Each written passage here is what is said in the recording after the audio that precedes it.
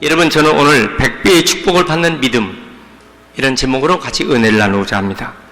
자, 이춘도 지나고 또 설도 지나고 우수가 되면요 정말 비가 왔어요.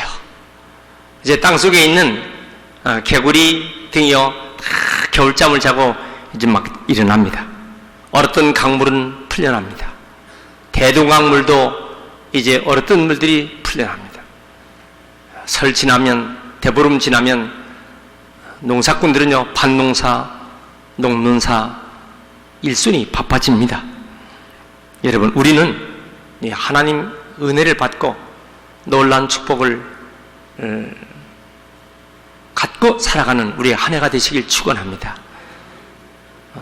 북한의 호전적 도발과 도전을 하고 있는 북한의 저들은 지금까지도 하나님께서 우리의 기도를 들으시고 위기 때마다 막아주셨는데, 지금 우리가 아무리 어려워도 합심해서 기도하면, 지난 한 주간 동안 우리는 새벽마다 기도하고 금요 철학 기도 때도 기도하고 지금도 기도하는 마음으로 예배드립니다. 하나님, 우리나라를 지켜주시옵소서. 또 지켜주시옵소서. 반드시 평화적인 통일의 그날은 속히 올 줄 믿습니다. 여러분, 우리 모두 새해에 희망 속에 살아가는 귀한 은총이 있길 원합니다. 이와 같은 이 소박한 소망을 우리는 살아계신 천지를 지으신 우리 하나님 아버지 앞에 우리 기도하는데, 어떤 사람은 점쟁이를 찾아가고 무당을 찾아가고 사주팔자 토종비계를 보고 이런 어리석은 일들이 하나님을 분노케 한다고 했습니다. 여러분, 온전히 하나님만 의지하고 축복된 우리 일생들이 다 되시길 원합니다. 신명기 30장 15절에 보라, 내가 오늘 생명과 복과 사망과 화를 내 앞에 두었나니 내가 오늘 명령하여 네 하나님 여호와를 사랑하고 그 모든 길로 행하며 그 명령과 규례와 법도를 지키라. 그리하면 내가 생존할 것이요 번성할 것이며, 또 하나님에게 내가 가서 차지할 그 땅에서 네게 복을 주실 것이라고 말씀했습니다. 그래서 하나님은 하늘의 신령한 축복, 땅의 기름진 축복, 또 신상의 건강의 축복, 또 자녀들의 축복, 자손 대대로 하나님께서 복을 주시는 줄 믿습니다. 여러분, 이 은혜가 여기 말씀대로 있길 원합니다. 도대체 하나님이 이삭에게 어떻게 100배의 축복을 주셨을까? 어떤 방법으로? 5가지의 오늘 원리가 나오는데, 첫 번째는 뭐냐? 하나님이 지켜주셨어요. 여러분, 하나님이 지켜주셔야 됩니다. 하나님이 나와 함께 하시고 임마누엘 되신 하나님, 예수님께서 우리에게 말씀하셨어요. 내가 너희와 항상 함께 있으리라. 요한복음 14장 16절에 내가 아버지께 구하겠으니 그가 또 다른 보혜사를 너에게 주사 영원토록 너희와 함께 있게 하리니 그는 진리의 영이라. 세상은 능히 그를 받지 못하며 그러나 너희는 그를 아나니 그는 너희와 함께 거하시며 또 너희 속에 계시겠습니다. 여러분, 오늘 이 예배 중에 주님께서 우리와 함께 하시고 우리 예배를 받으시고 우리를 인도해 주실 것을 믿습니까? 2절 말씀 보세요. 여호와께서 이삭에게 나타나 이르시되 애굽으로 내려가지 말고. 하나님이 그때마다 이삭에게 너 애굽으로 내려가지 말아라. 내가 네게 지시하는 땅에 거하라. 지금 이 말씀의 배경은 가나안 땅에 큰 흉년이 들었어요. 먹고 살 것이 없어요. 그래서 살 길을 찾아서 이집트, 애굽으로 가는 거예요. 자, 왜 애굽에는 가뭄이 없을까요? 애굽은 강물을 끌어들여서 농사를 짓습니다. 그 나일강의 비옥한 땅을 기반으로 해서 목축업을 합니다. 가뭄이 있을 수 없는 땅. 그래서 이집트는 세계 4대 문명의 발생지로 풍부하고 부유합니다. 검증된 자연 환경입니다. 여러분, 우리나라에도 이 검증된 땅 있습니다. 수원, 검증된 땅입니다. 수도 서울, 검증된 땅입니다. 이 검증된 땅에는요, 대도시가 이루어집니다. 검증되지 않는 땅, 거기는 대개 이 자연재해가 있기 때문에 조금 500년, 1000년을 좀 두고 봐야 합니다. 그래서 우리는 우리나라 역사에 본 경자가 붙은 데 오소경, 또 주자가 붙은 데 있습니다. 청주, 무주, 경주, 원주, 이렇게 이 주자가 붙은 데는 검증된 땅이기 때문에. 이집트, 언제나 나일강이 흐르고 있어요. 가뭄이 별로 안 들어요. 그러나 이스라엘, 팔레스타인 땅은요,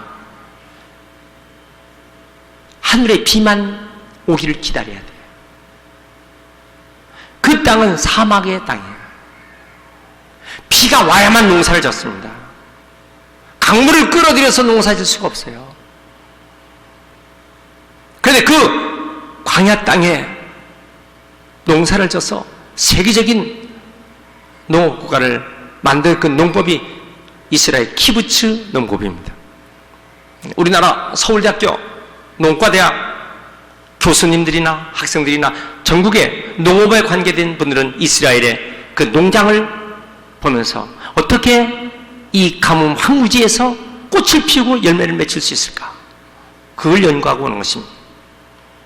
자, 어쨌든 이 당시는 그것이 발달되지 않았기 때문에 심각한 가뭄에 대해서 먹고 살 수가 없어. 살려고 지금 애굽으로 내려가고 있습니다. 그런데 애굽으로 내려가서 애굽을 바라보고 내려가는데 그랄이라고 하는 중간 지적에서 하나님께서 나타나서 말씀하시는 거예요. 너는 애굽으로 가지 말라. 여러분, 이 말씀이 무슨 말씀이에요?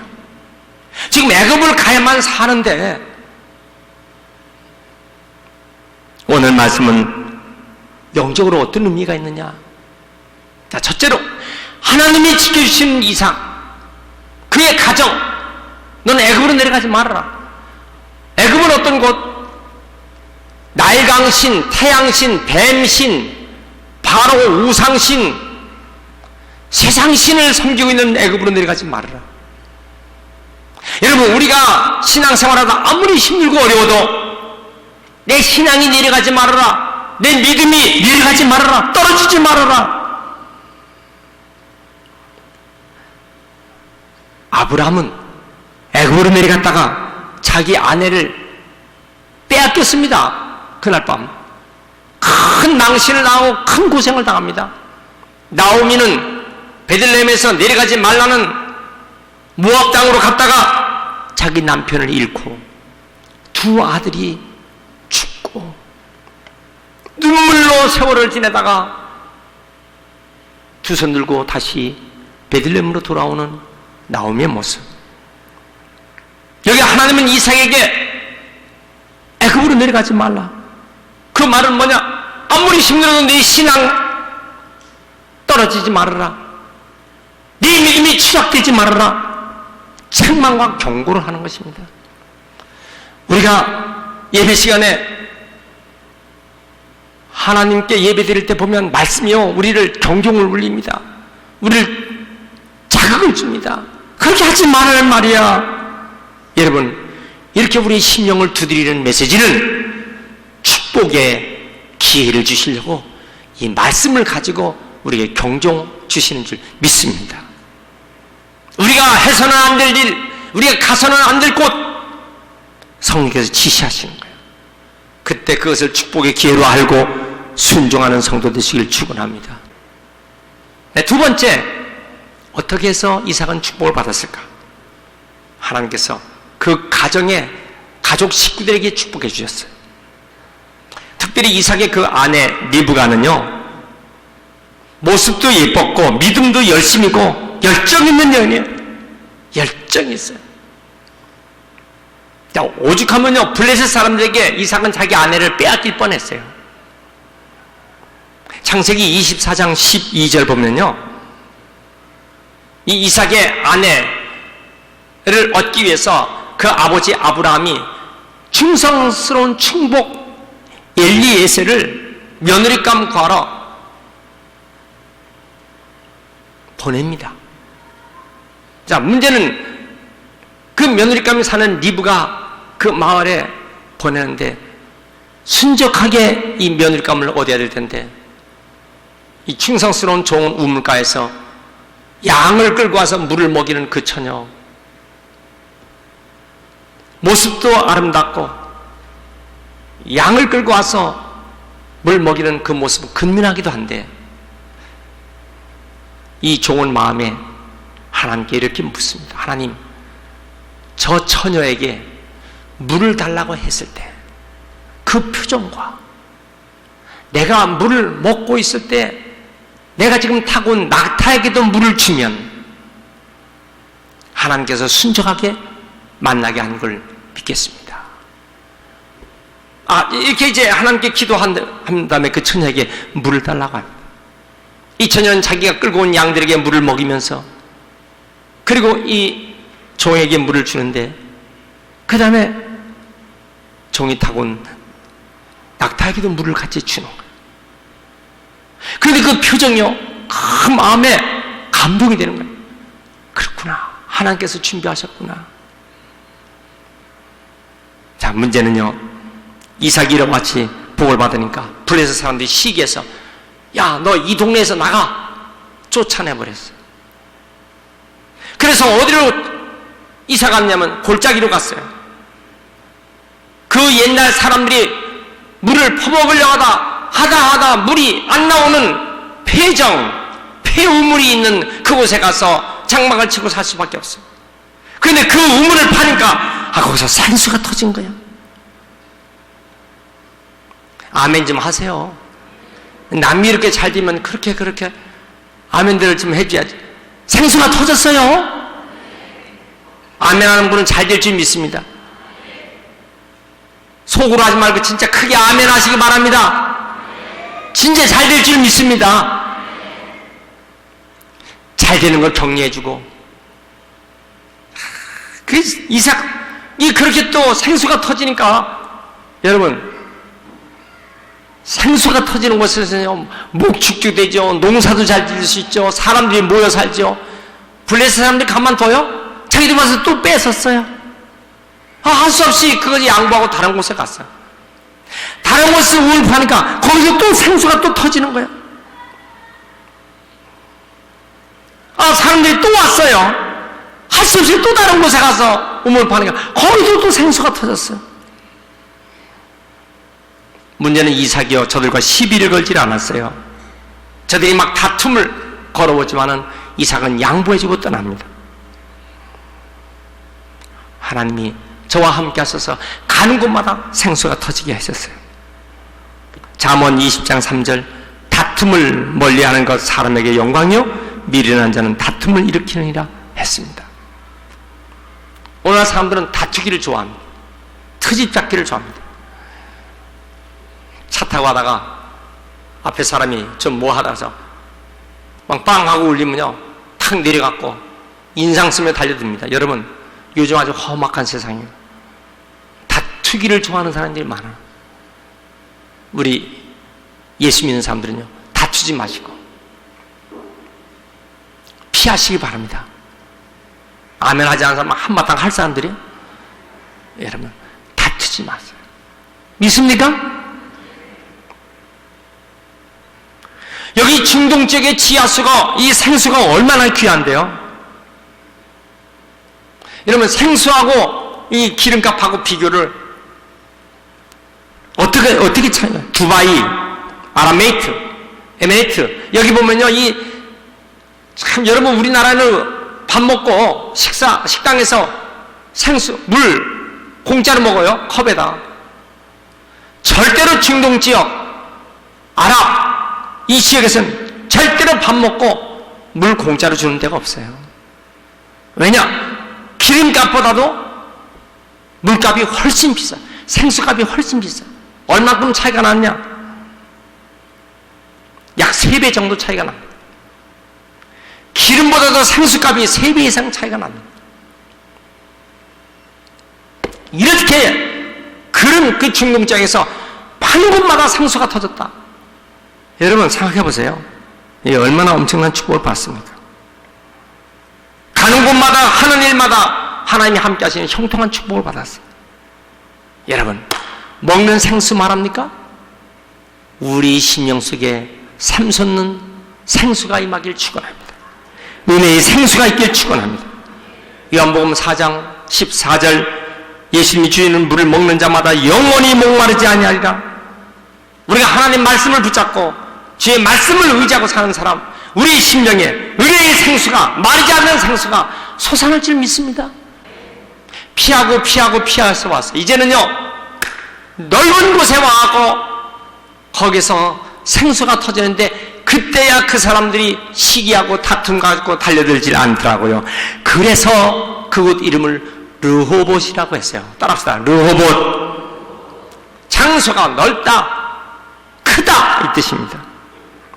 이제는 다투지 않고 아주 넓은 곳에 와서 살게 됐다. 여러분, 요즘 그 아주 재미있는 그 기사 대표적인 사람인데 전철 집사라는 사람이, 성이 전시고 이름이 철이에요. 전철 집사. 새벽기도 4,700일을 한 사람이에요. 분당 신성교회 안수 집사입니다. 13년 동안 새벽기도 4,700일을 한 사람. 본래 경찰 신분이었거든요. 명예퇴직하고서 사업한다고 손댔다가 아주 보통 거지가 된 게 아니에요. 그때 깨달은 거예요. 그때부터 하나님 내가 지금까지 살았던 삶이 잘못되고 용서해 주시고 4,700일을 새벽기도 합니다. 68세가 됐어요. 그런데요, 하나님 그에게 엄청난 축복을 주신 거예요. 1시 반, 새벽 1시 반에 일어나서 그야 하는 일은 4가지입니다. 여러분, 이 사람이 믿음을 가져야 돼요. 정말 독한 믿음을 가져야 돼요. 저는 충청도 청주에서 자랐지만 나는 흐리멍텅한 성격이 정말 싫어. 하는 거면 하는 거고 아니면 아니고 그래야 되는데 믿는 것도 아니고 안 믿는 것도 아니고 4,700일의 새벽기도 승리자. 결국 하나님 그가 하는 것마다 손잡. 그의 자녀들이요, 변호사, 그 대기업인 2 아들이요, 아주 유명한 그런 가족을 이뤘어요. 여러분, 믿음이 좋으면요 얼마든지 길이 열리는 거예요. 아멘 합시다. 저 어린아이의 소리를 한번 들어보세요. 어떻게 해서 이 100배의 축복을 받았을까? 하나님께 예배의 제단을 쌓는데 정말 최선을 다해서 예배의 제단을 쌓는 거예요. 예배는 하나님께 최고의 영광이요, 하나님께 가까이 가는 것입니다. 하나님 만나는 것이에요. 축복의 순간에. 여러분, 하나님 만나는 예배 시간에 핸드폰 할 수 있어요? 눈동자 딴 데 돌릴 수 있어요? 여러분, 청와대 대통령 초청으로 그 앞에 있는데 눈동자 딴 데 쳐다보고 두리번 하는 사람 있어요? 살아계신 하나님 앞에 예배 드리는데 우리가 얼마나 긴장하고 얼마나 이 예배를 잘 드리냐 이거 말입니다. 멀리서 왔어요. 멀리서 기름값 내면서 멀리서 그 러시아화가 되는 시간에 거리를 뚫고 큰 먼 거리에서 예배 드리러 왔어요. 힘들게 왔어요. 아이들 데리고 예배 드리러 왔어요. 가족 식구 데리고 예배 드리러 왔어요. 이게 힘들죠. 그렇지 않겠어요? 아브라함이 모리아산에 예배 드리라고 똑같은 거예요. 3일 길을 갔단 말이에요. 어제 어떤 모임이 인계동에서 있었는데 목사님들 모임 중에서 제일 지각하는 사람이 있더라고요. 그게 뭐냐면 그 모임 장소 바로 옆에 2분 거리에 있는 그분이 제일 지각했어요. 어쩌면 여러분 보세요. 하나님은 우리의 그 정성 중심을 보시는 거예요. 내가 교회 가기 위해서 아침부터 부진을 떨어, 새벽부터 부진을 떨어, 내가 교회 가기 위해서 아이들 관리해, 내 옷 정리해야 돼. 여러분, 하나님 그걸 다 보시는 거야. 그 길에다 깔아놓는 시간 낭비가 아니에요. 하나님 그걸 다 보시고 나중에 반드시 보상할 줄 믿습니다. 내가 버스를 타고, 때로는 택시를 타고, 때로는 기차를 타고 이렇게 오는 이 모습도요, 하나님 다 보시는 거예요. 제가 경상남도 하만 제일교회라는 고신측 교회 부흥 집회를 앞두고 저걸 어떻게 할까? 자동차 타고 가려면요 5시간 반 이상 걸려요. 그런데 어떻게 할까? 방법은 기차뿐이 없어요. 근데 수원역에서는 기차가 그 하만까지 직통이 없어요.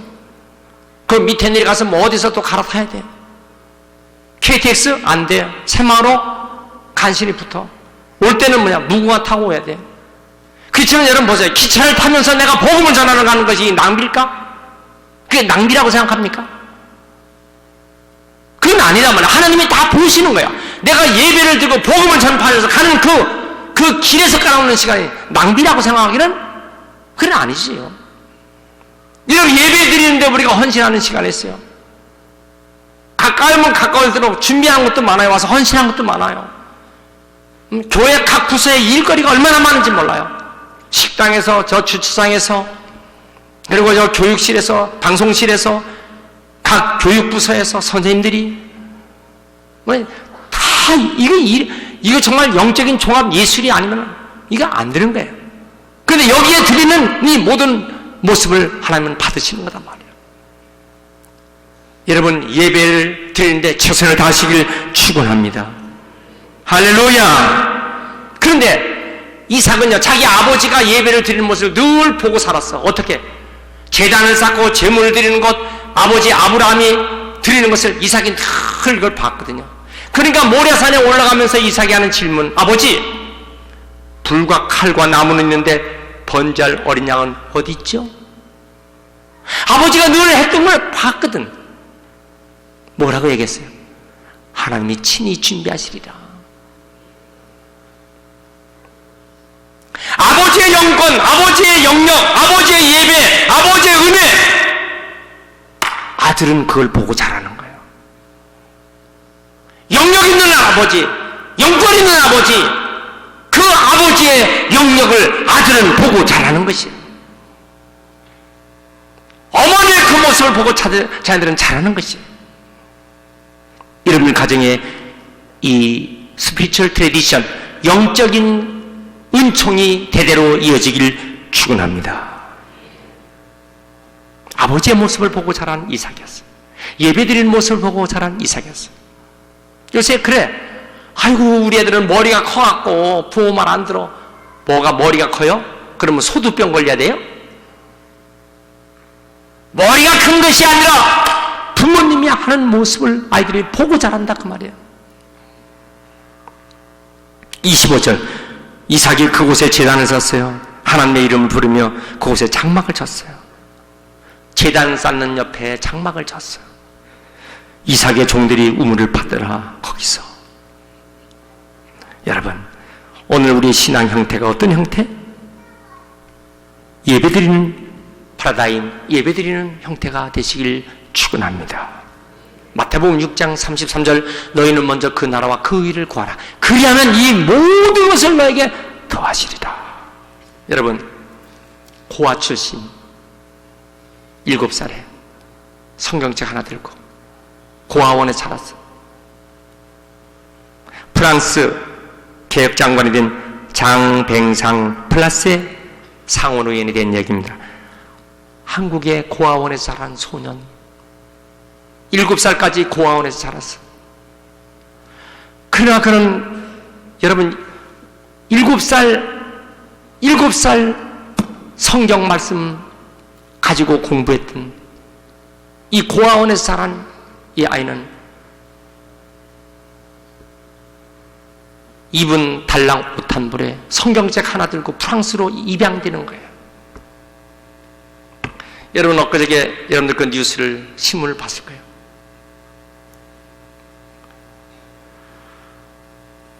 고아원에서 입양되는 이 아이는 손에 성경책 하나 들고 프랑스를 갔어요. 입은 옷으로. 자기가 한국말을 쓰면은 양부모가 자기를 쫓아낼까봐 한국말을 쓰질 않았어. 그래 자기는 하나님이 살아계신데 나라고 안 될 게 뭐 있겠냐. 응? 그래서 여러분, 그가 늘 화장실에도 써붙인 표가 있어요. 자기가 늘 책갈피에 화장실에 써붙인 표가 있어. 뭐라 그랬어요? 내가 안 될 게 뭐냐? 부엌과 밤과 부엌과 밤과 내가 안 될 게 뭐 있어? 한번 따라서 부엌과 밤과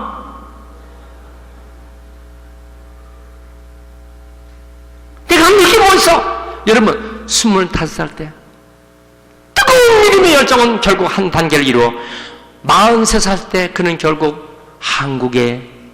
한국의 사람이, 한국의 고아가 프랑스의 장관이 되는 거예요. 엊그저께 얘기입니다.